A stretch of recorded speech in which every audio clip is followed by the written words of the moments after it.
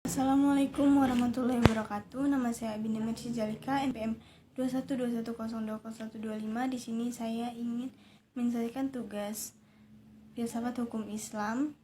Saya ingin menjelaskan tentang metodologi hukum Islam, objek dan subjek hukum Islam. Hukum dalam konsep ilmu usul fikih dibagi dua macam, yaitu hukum tafwili dan hukum wad'i. Secara terminologi, hukum adalah kitab Allah yang berhubungan dengan perbuatan mukallaf dalam bentuk al-iqtida, al-tahyir, dan al-wad'i.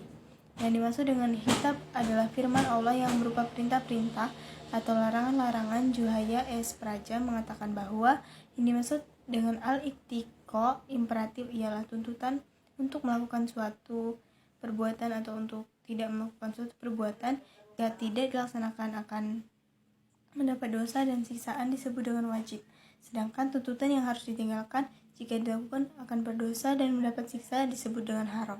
At-tahyir fakultatif ialah apabila hakim memberikan pilihan kepada mukallaf untuk melakukan suatu perbuatan atau tidak melakukannya.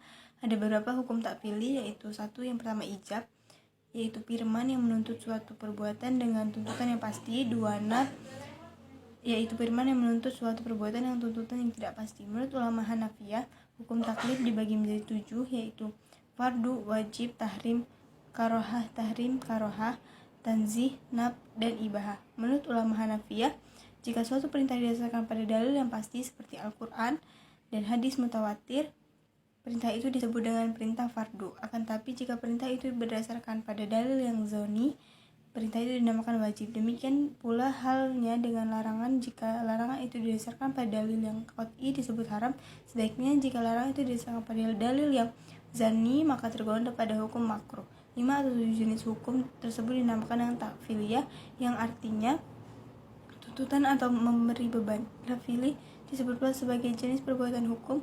Hukum wad'i ialah firman Allah yang menjadikan sesuatu sebagai sebab adanya yang lain, musabab, atau sebagai syarat yang lain, mansyurut, atau sebagai penghalang mani adanya yang lain. Hukum wad'i dibagi menjadi 3, yaitu 1 sebab, 2 syarat, 3 mani.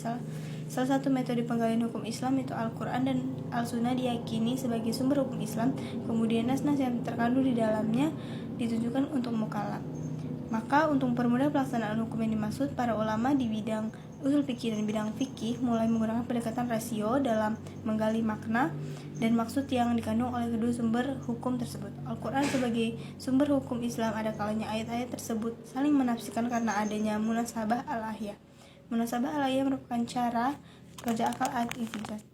Terima kasih. Wassalamualaikum warahmatullahi wabarakatuh.